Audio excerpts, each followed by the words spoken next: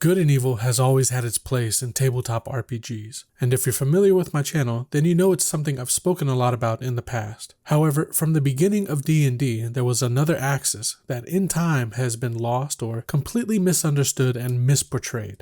That axis is the one of law and chaos. Now, there are two sources that I think played the greatest role in the influence of this axis in early D&D. That is the work of Poul Anderson and Michael Moorcock. However, these two authors had two very different approaches to what these things represented. Anderson's portrayal of law was one that was inherently good, representing justice, virtue, and civilization, aligning with gods, knights, and human progress. Meanwhile, chaos was evil, representing destruction and primal disorder, aligning with the Fae, pagan and old gods, and demonic beings. This is a very classic chivalric morality. Moorcock, on the other hand, presented law and chaos as equally dangerous extremes. While Anderson portrayed law and chaos as good and evil in a more traditional sense, Moorcock portrayed law as stagnation and order taken to the extreme, manifesting in tyranny and authoritarianism, while chaos was an unpredictable and destructive force that fueled creativity and change, but at the cost of instability, madness, and excess. Anderson's protagonists fought on the side of law, while Moorcock's largely fought for a third ideal known as balance, or what would later become known as neutral in the D&D sphere. Recognizing that both law and chaos taken to their extremes were destructive forces, the eternal champions of Moorcock's written work would fight not to uphold one or the other, but to prevent one from overtaking reality entirely.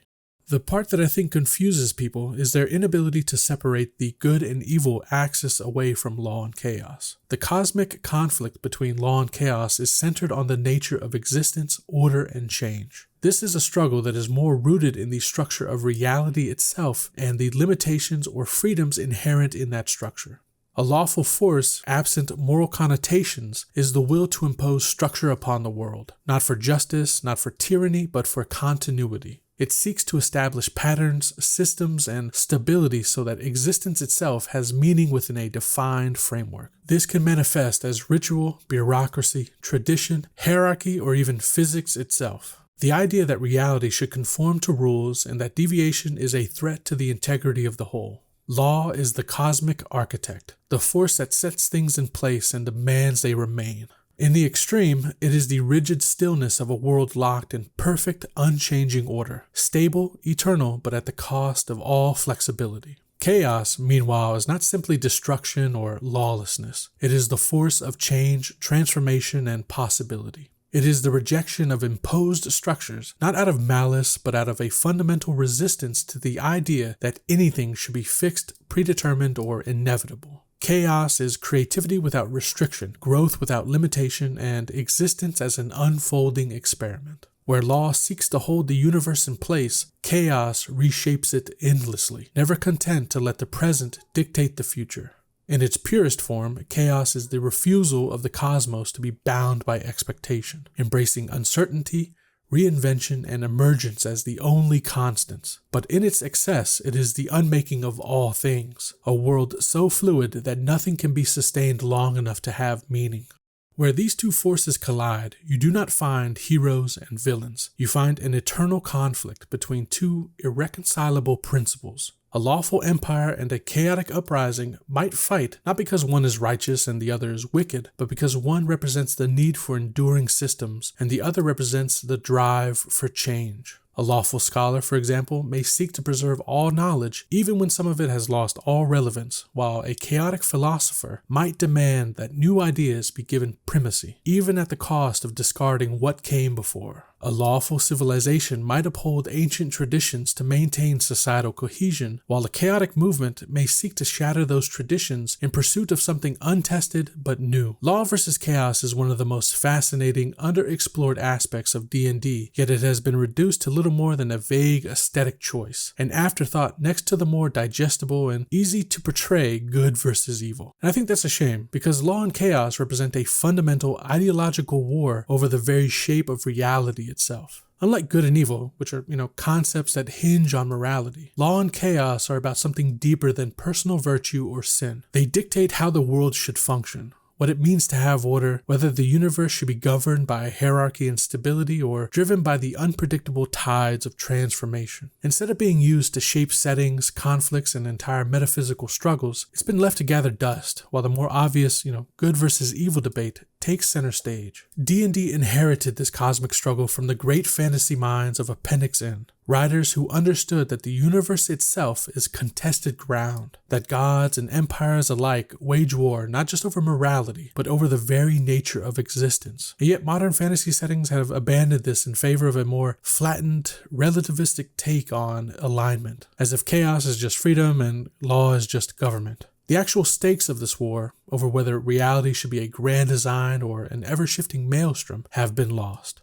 So with that understood, let's now consider the axis of good and evil. Law and chaos establish the framework of existence, but it is good and evil that give it purpose. This is the secret at the heart of alignment, right? The reason why these two axes must exist together. Without law and chaos, good and evil become directionless abstractions, untethered to the mechanisms that shape the world. Without good and evil, law and chaos become blind, indifferent forces, pushing the cosmos toward order or entropy with no consideration for what is right or wrong. Law and chaos dictate the rules of the game, but good and evil determine the stakes of the game. A world governed by law might be rigidly structured, but is that structure nurturing or suffocating? A world consumed by chaos might be untethered and free, but does that freedom uplift or destroy everybody? These are not questions of bureaucracy or personal philosophy. They are fundamental questions of existence itself. A lawful world values hierarchy, structure, and continuity. But whether that world is a shining beacon of justice or a dystopian nightmare depends entirely on where good and evil fall on the scale. A utopia of perfect laws designed for the well-being of all is still an embodiment of law. So is a brutal empire where every breath is dictated by the iron will of a tyrant. Similarly, a chaotic world revels in freedom and change and the breaking of chains. But whether that world is a land of possibility or a realm of endless destruction is determined by the moral heart of those who wield its power. This is why alignment is not just a personality test or a character-building exercise. It is a world-defining principle. Law and chaos decide how a society functions, but good and evil decide what it functions for. When these forces clash, they do not simply create battles, they create myths. The undying struggle between lawful tyranny and lawful justice, between chaotic revolution and chaotic destruction.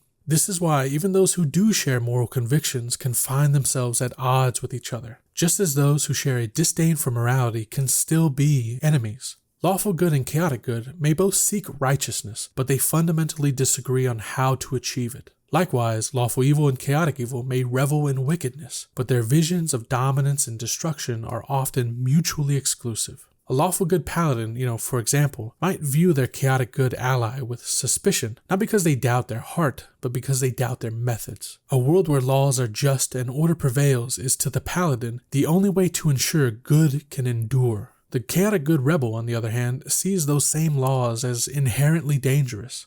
A structure that, no matter how well-intentioned, will inevitably be used to oppress. To them, good thrives in freedom, not control, and so they may fight for the same cause, yet clash bitterly over how that fight should be waged. The paladin sees reckless anarchy, the rebel sees suffocating authority.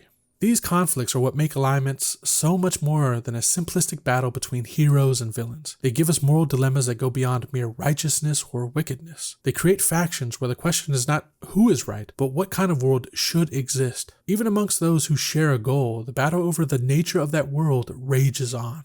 It's a shame that the absolutes of law, chaos, good and evil have been cast aside in favor of moral and cosmic relativism, diluting the grand conflicts that once defined fantasy. But we don't have to accept that loss, We can reintroduce these forces into our games and settings, restoring the weight of choice and the power of true ideological struggle. Fantasy is at its best when these absolutes shape the world, forging legends through the clash of order and entropy, righteousness and corruption. By embracing them once more, we breathe life back into the stories that demand to be told.